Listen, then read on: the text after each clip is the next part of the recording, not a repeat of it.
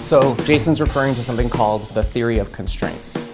And the theory of constraints simply refers to the idea that at any given time, your limitations in life are not a function necessarily of how much you can actively increase your expenditure of energy. It's not about necessarily doing more work, applying more resources, injecting more energy, adding attention, adding additional anything.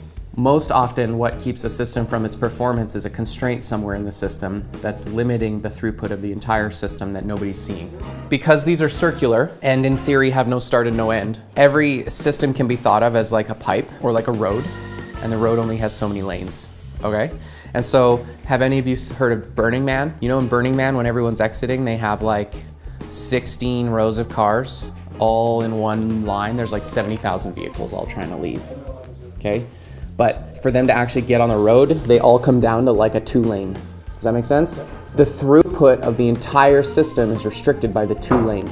So if you're like down the system and you're not seeing, like you're in a traffic jam, and you're not seeing down at the end that there's a 2-lane, you could very well be down here being like, look at all these lanes of road. Clearly someone's not doing their job.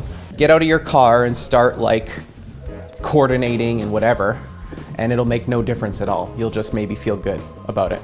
That's the theory of constraints. Most business owners, most employees, most people will observe the system based on their own perception of their own deficiencies and assume that the problem is a result of lack of effort or a lack of additional resources. When in reality, the problem is always not that.